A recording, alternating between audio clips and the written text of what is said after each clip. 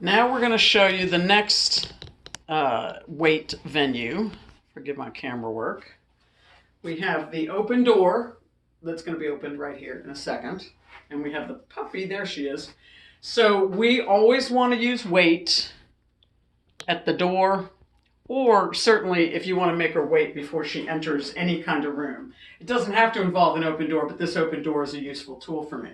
So what we do is we give her the command. I throw up a little stop sign always. I like my hand signals. And then I step toward her and apply spatial pressure. I do not tell her to sit. I do not tell her to down. Wait is its own command. Wait. Now, if she barks like that, I'm not going to pay any attention to it. Let's see if you can see her. There she is. She chose to down. That's fine. Now I'm stepping out of the room. I'm off camera, but out of the room. Wait.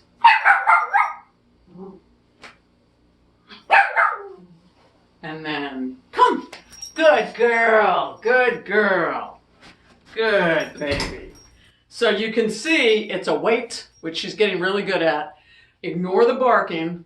If she starts dancing around, I don't try to chase her down. As long as she stays back, if she dances left and right, I don't care about that. She just needs to stay back.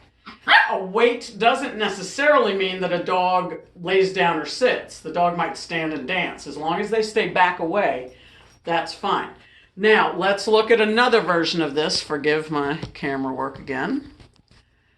When she is exiting or entering the home, let me put her on a leash. We are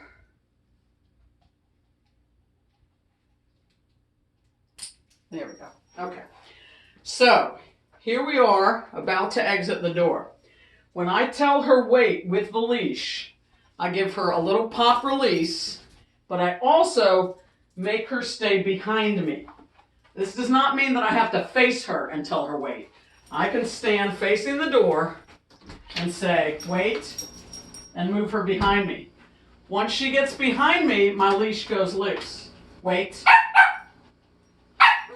Now, if she kept moving, I would move her behind me and loosen the leash. Move her behind, here we go. Wait, and loosen the leash. I don't stare at her. And then I say nothing. When I'm ready to move, she's to follow my body. No release words on this one. And off we go. Very good. Very good. So, to repeat that, she comes up. When I say wait, I move her behind me and loosen the leash. If she creeps up, I do it again. I move her behind me and loosen the leash. Once she settles and she's paying attention to me, I move when I'm ready. I do not give her a release word. So those are two of the three ways that we use wait. The crate, the doorway, and then while we're walking, we're going to throw a little bit of weight in there, but I'll show you that when we get to the leash portion of the video. Okay, let's talk about the leave it command. You and Gracie have really gotten the hang of leave it. I'm not going to repeat those usual, sorry about my head not being in the video. I'm not going to repeat those usual exercises about putting food down and telling her leave it, or toys or what have you, because you have that. I'm not going to waste your time showing you again. But practice those things at random. You don't need to make a big deal out of it. If you're about to give her a treat, or if there's something that she wants, a toy, you can just occasionally put it down and tell her to leave it, and then let her have it. So let's not overdo the leave it. Just make sure that you incorporate it into her life as regularly as you can, on a daily basis if possible. But there is one great thing that you can do when you have the benefit of having Bailey there, or more than one dog. Hey babies. So since we have Bentley here to get her attention, if Bentley will get her attention, this is no time for you guys to be relaxed. Which thing? Get it, Ben. Oh, how about the ball? How about the ball? Can you get it? Here we go. Okay. So when she is playing, oh, he gave it up. She barks at him every time she wants what he has. Like you said she does with Bailey. That is a great time to tell her leave it. Have it, leave it. Yes, good girl. Would you take that? Come on, man, take it. Come on, buddy. I need you to take some. Look, Bentley's aside. There you go. What's Bentley? Why you put it down? Okay. Grace, leave it. Second time, Gracie, leave it. I don't pull away. I hold the thing. I hold it steady. I've given her the command twice. In my pocket, I have rewards. Good. Good girl. You want one of those? So, when she has an object and we want her to give it to us, we say leave it no more than twice. We hold it. We do not pull it. We just hold it firm and we wait. And when she lets go, we take it and we give her either affection or a treat if you have one. And then we keep the thing. All right. Let's see if I can get my little man. Oh, Bentley, you lazy? Are you feeling lazy today? Let's see if she'll start playing with him.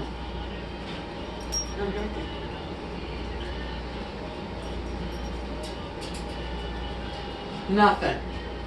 All right, well, since I can't seem to get any cooperation from these two right now, the idea is that if she is messing with a dog, that I'm just going to give her a firm leave it and back her away. Gracie, leave it. So he started listening. Leave it. Step toward her and back her away. Good enough. All right. So unfortunately, these two are a little bit too tired to play their usual roles of crazy playing dogs. But when she's playing with Bailey, let the play go on. This is not about correcting bad behavior. It's just about using that excitement as a teaching opportunity. So let them play, let them play, let them carry on. And then you say firmly, Gracie, leave it. If she isn't leaving it yet, step in front of her and then say it for the second time. But make sure that you're applying spatial pressure for your second time that you say the command. And as far as Bailey goes, if she keeps rocking and rolling, then you can do the same with her. Just turn and repeat the process with her. Let's see if I can get her to do it. Gracie, leave it. Gracie, I'm going to use my hand here. Leave it. Yes, good girl. I'm hoping that got on camera. I let her go back to play. Gracie, leave it. And then I move in, leave it. And I step in front. Yes. And then I let her go back to play. Okay. I hope that wasn't a motion sickness situation. More later. Okay. For the off command, which is telling her not to jump, there are a few ways that I want you to do this. And of course, now they're playing. Hold on. Let's see if we can review the leave it now that they are just not following the script at all today. Here we go. Gracie, leave it. So it's hard for me to step into that, so I'll reach in. Gracie, leave it. And I'll back her up. I'll back him up too. Leave it. She goes for the ball, that's fine. She goes to do something else, don't mind that a bit. So the idea is when we're doing this leave it during playtime, we want her to leave it for a couple of seconds, and then you let the play resume. So, okay. A little bit of catch up there. How about this camera work? Now, as I was getting to the off command for not jumping, we may not have too many demos here. Too many demo opportunities. Oh, yes. Here we go. So, when you are sitting and you see a dog coming in hot and you're pretty sure that there's going to be jumping, I want you to hold your hands out, create a ceiling. One hand or two hands, whatever you need. And as the dog, presumably Gracie, but for Bailey too, when they start heading your way, your hand is parallel to the ceiling. So you are literally creating a little roof right there, a little ceiling. And you say off, and you prevent it from happening. So when you're seated there on the floor, off.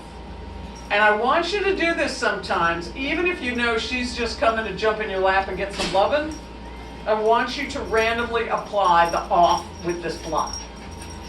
Then you're going to get to a point where you know she's coming, and you're going to say off when she's a couple feet away. So once she starts really learning about off and the hand sealing, off and the hand sealing, then she's going to start self-regulating. She's not going to know when the off is coming and when it's not.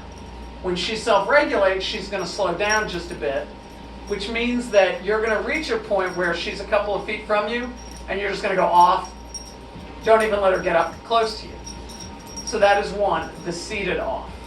The next one is you are standing. You are the subject of her excitement, and she comes to jump at you. It is the same process. Try to stay up. Stay standing up, and you will do the off and step toward. So it will be off, off, whichever you need. Off. Now remember, when she stops and discontinues the jumping effort, you will say good or yes. If you have a treat and you want to throw it on the floor, great. But you don't need one. You can just give her that verbal yes. So seated and then standing, off. Spatial pressure hand sealing. Spatial pressure hand sealing. Just like the seated version, you will get to a point where you see her coming and you're going to go off before she even gets to you. The more early intervention you develop with her, the more you'll start to break down that habit. Now remember, every time with little dogs that people greet them this way, they encourage jumping. Every single time. So if you know she's going to be meeting people and you have some treats, what you can do is have the person reach down and put a treat down and say, hey, and put a treat down and say, hey. So what she's learning is when a human comes up, her attention goes low. Her attention goes low. So that's an option. You can think about that later. But for now, you focus on getting her conditioned to the word off. That way, when she sees another human coming, you know she's going to start heading that way to greet them and probably jump. You're going to say off when she's 3 feet away. If she's on leash, you're going to give her a leash check. But you want to condition her to that off. Okay? So, standing and sitting, you condition her to off with the sealing and spatial pressure. The third venue is when you're on a leash. And as you were talking about, she goes flying to see somebody. Your job is to intervene early. The minute you know she's looking at somebody, you say off. Now, you can also say leave it if they're far enough away. Judgment call. Which one makes the most sense at that time? If somebody's 15 feet away, then I'm going to give a leash check and say leave it and keep her moving. Put her on the other side and just keep her moving. Remember that the best way to contain her movement is a shorter leash planted on your hip. So you will say leave it and keep moving. Right? The other thing you're going to do is when she greets people, oh, can I pet your dog? Can I pet your dog? You know there's going to be an actual introduction. Then you step on the lead and you give her just enough room to stand, sit, or lay down. But you just stand on that lead and limit her ability to leave the ground. That simple. Don't worry about saying down or sit. Don't try to give her commands, because when a human is all up in it, you're competing with that human. And that human will invariably be acting like a fool. So your best bet is to start limiting her movement, which prevents jumping. So you have two phases. You have where you're conditioning her to the off. Of course, you're also conditioning her to leave it for some situations. But then you're also just simply blocking, that's phase 2, blocking the ability to jump. So whenever somebody wants to meet her, you just step on it and keep her limited and let them do whatever crazy things they're going to do. Okay? So that is the off, no jumping, with a little bit of leave it sprinkled in. So let me know if you have any questions about that. And use it with Bailey too. When they're playing and they're getting crazy, great time to use it. Play is a great time to do a lot of training. All right. Okay. Now we're in the leash section. So let's start with the figure 8. A couple of reminders. First off, I find it easier to do a figure 8 if I place 3 things that I can weave around. In this case, I have 2 chairs, and in the middle, that's just a big branch with pine needles, just a dead branch. We're not fancy. Let's just find anything that can give us a marker to weave around. So if you're out in the park, use rocks, use sticks, use whatever. Use, if you've got a jacket with you, I don't care. Anything that helps you do a clean weave. Now, you were noticing that it seemed like Gracie was more amenable to walking on the left. You can train her to walk on the left if you want. If I have a dog, especially in the city, am going to switch them back and forth because safety may require me to do that at times. So I will do some weaving with the left and then weaving on the right, both. Grand total, each time I practice this, I'm not going to do it for more than 5 minutes or so because it's physically and mentally fatiguing. So 5 minutes total, do a little bit in the left hand and then do a little bit in the right hand. The big thing is that whatever side she's walking on, she's not allowed to cross over. Whatever side you put her on, that's her lane. She has to stay in it until you put her in a different lane. Also, remember that with her leash, we're going to shore it up to about half the length. We're going to hold it at about the halfway point. And then we are going to attach our leash hand to our hip. So wherever we move, unless we're having to move her back into her lane, other than moving her back into her lane, we stay planted on the hip. This gives her a more clear signal, keeps us from getting distracted and wiggly with our arms, and also attaches her more to our core, which is calmer energy and more clear signal. All right, let's do this. Notice I do not speak. We just start weaving. If she drags behind, I just keep moving her through. She stops to sniff the branch, I don't care. This is not about me telling her to do anything. It's about her learning to feel connected to me. It also starts using little taps of leash pressure every time she fades away on me or comes into my path. She gets a little bit of leash pressure, meaning a little bit of pull or a little bit of tap. She also gets spatial pressure from me. Like here, when I weave in on her, I step this way. So she has to start paying attention to my body. You notice in that instance, she was getting underfoot. Right there, she gets underfoot, so I step toward her. Now you want to be paying attention because with little dogs, it is easy to step on them. With big dogs, this is a little easier. So now she's trying to change the game. Don't care. I'm not correcting her. I'm just staying on my figure 8. I move my hand out here to steer her, and then I go again. She was starting to get underfoot, coming out of her lane and getting in mine. So I steered. But as long as she's in her lane, my hand stays attached. And of course, screwed with mine. So we put it back. Now, that was the right hand. Now I'm switching to the left hand and off we go.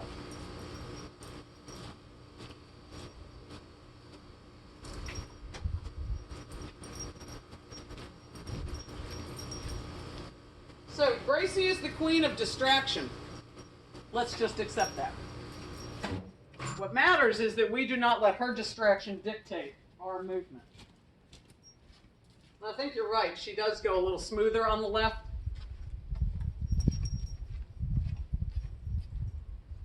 Which is terrific. So if she gets really smooth on the left, I'll spend a little bit more time practicing on the right. Okay? So we do that for maybe 5 minutes or so. And we always want to end on a good note.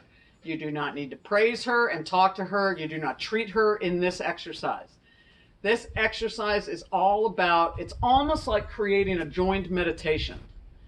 This exercise is about getting her acclimated to being tuned into you and your body movement, because that's going to make for a better walk down the road. Now, she's young, so you're going to be doing this for a while, repeating this process and doing it daily, because her retention and her acclimating to this and baking it into her system is going to take a little while. Usually a dog is, somewhere around 8 months or so before they really start to get it. So be patient with her.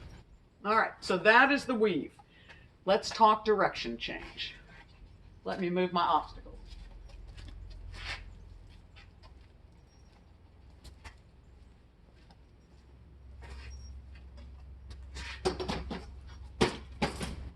Okay, so when we are walking her, I would suggest that you do the hip plant. So you're walking her along, and every time that the leash gets taut, whether it's because she moved out this way and is sniffing, she's off to the side, or she's out in front of you pulling, you can do this at full leash or you can do it at half leash. I like half leash myself.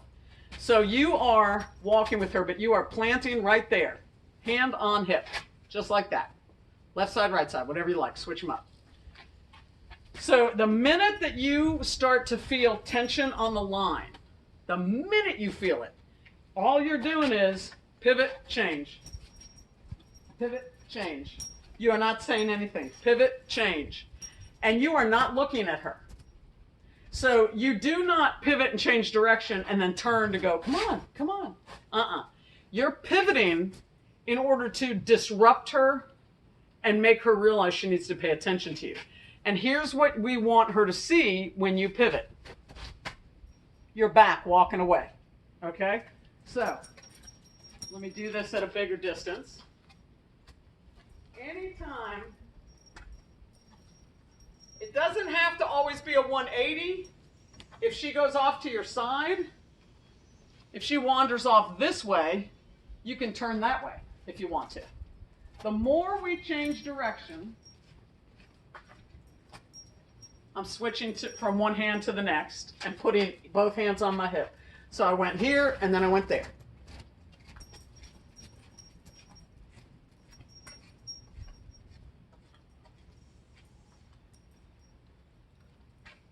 So now, because she's getting tired, she's walking behind me. That's a great habit. Here she goes. Boom.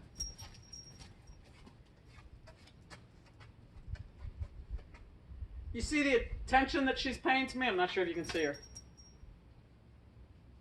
Loose leash when she's good. We're standing around. When I'm ready to leave, I just go. I just surprise her. Boom. There we go. Good one. Then she's going to start watching me and anticipating my moves, which means she's connected to me. Right? So, those are exercises. The figure eight and the direction change. Those are things that you do apart from your regular walk. So go to the park, do these in the hallway of an apartment building, whatever you like. It's great if for these exercises you have a little bit of distraction. Just remember that you are not giving any verbal cues or correction right now. You are just trying to imprint on her that she needs to maintain a mental connection with you. That's it. Now, lastly, on the leash, I had mentioned during the weight segment that sometimes we use weight, we just sprinkle it into a walk. That is something you can use on the regular walk. So you're walking along, you're in the middle of the sidewalk. This doesn't have to, you don't have to wait until you're at an intersection. You just randomly walking along, let me bring her toward the camera. We're walking along and we go, wait. Good. She looks up at me and I say, yes, good. And then I don't speak and I move. Wait. Leash check. She sits. That's great. I didn't ask her to. That's good. Good. Every time that she looks at me, I give her a verbal affirmation. And then I move again. I do not say, okay, I just move. I want her to follow my motion. Okay? So if you have any questions about this, you text me or call me, just hit me up. These are the only things I want you to focus on while you're in New York, and then we'll expand a little bit and make things a little more interesting when you have the benefit of a yard when you get to California. Okay, good luck, be safe, and hit me up for any questions. Over and out.